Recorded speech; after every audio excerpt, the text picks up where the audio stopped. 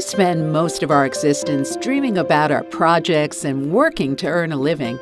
There are 1,000 daily activities aimed at providing what we call the livelihood. The livelihoods are basic axes that put the people in motion every day, giving shape and identity to each home and community. When everything goes well and the livelihoods are guaranteed and protected, personal and family projects progress. But when a disaster occurs and livelihoods are affected, efforts must be made so that people, and especially those in a more vulnerable situation, can recover them. My name is Ada. I'm a humanitarian worker, and I want to understand better what restarting, protecting, strengthening, and diversifying livelihoods involves. In times of crisis, the mechanisms of resilience, that is to say, the ability of people to face and recover from crisis, vary depending on their culture, location, and personal situation. I'm going to ask Gina and Jay, community leaders that have gone through crisis situations, to guide us on a tour. They're going to show us the problems they have faced in the different regions of Ontario, a very diverse country. A hurricane hit this city, but in Indea, life can be reborn. Here, the efforts to recover the livelihoods started immediately after the disaster occurred.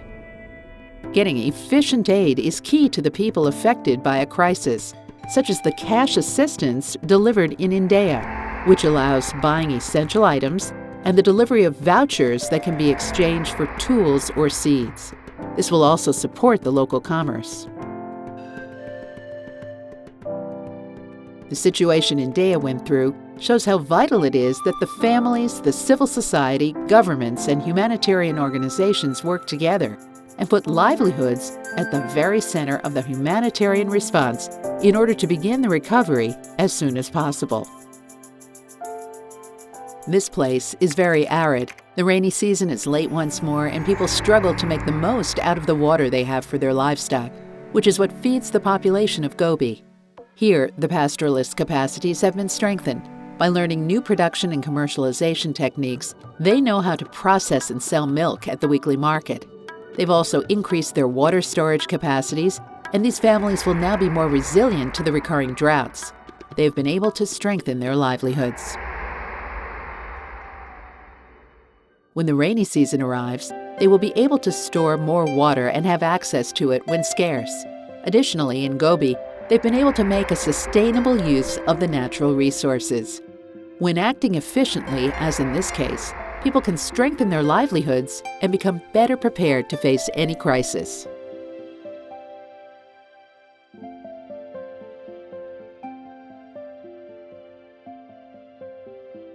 Mirsha is a small city far away from the capital, surrounded by meadows with a variety of plants that bloom throughout the year.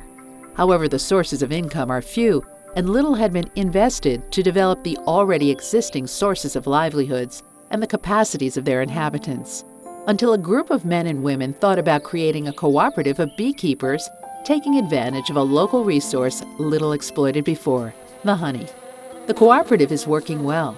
The selling of honey and some derivatives, such as the pollen, is getting better and is becoming an important source of income. In order to set up the cooperative, the entrepreneurs of Mirsha sought specific training on how to produce and purvey honey, honey derivatives, and also on marketing and management, which they received from a local entity. While the cooperative and the honey production prosper, new sources of income should be identified, so some families of the cooperative have decided that one of its members will learn to sew to work in a local workshop. Though the sewing work is something new to them, it is important to diversify the sources of income until the dream of the honey cooperative is fully running.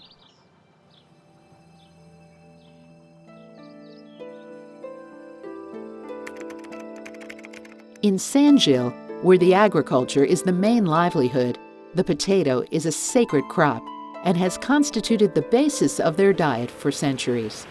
The increasing recurrence of heavy rains and land erosion is threatening the crops of these agricultural populations. But a community has received support to recover the traditional technique of terrace cultivation.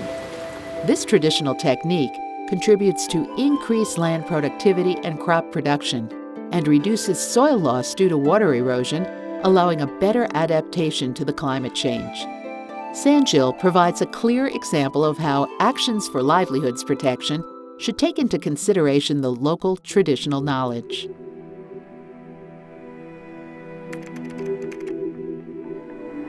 This family of refugees just arrived in EMAC. They need to find a way to move forward being away from home and their family and without support networks.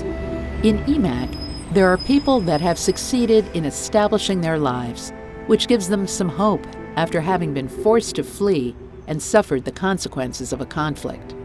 The support given by institutions and organizations is essential at this point. The delivery of checks that can be used to cover essential needs, such as paying debts, school fees, the rent, or buy medications or clothes, or even a washing machine, constitutes a relevant type of aid for these families. This support also allows families to look for new sources of livelihoods. If women spend less time hand-washing clothes, they could start a small business or an atelier and support their children at school, which at the same time will contribute to help them have a livelihood in the future. In complex emergency situations, such as the one in EMAC, helping families to recover at least a part of what they lost when they had to flee as refugees helps them on the road of resuming their lives. Here we say goodbye to Jay and Gina. Thank you for sharing with us those stories and showing us that all persons have the knowledge, skills, and mechanisms to confront hard times, although their response capacities are different. Today I learned that people's capacities are the main resource to set up, strengthen, diversify, and/or protect their livelihoods. However, these efforts also require proper institutional policies and processes. Livelihoods are the backbone of the person's dignity, both during a crisis and in ordinary situations. That is why it is a shared responsibility to provide the necessary resources to guarantee a dignified life to the people in a situation of vulnerability so that they can develop their full potential.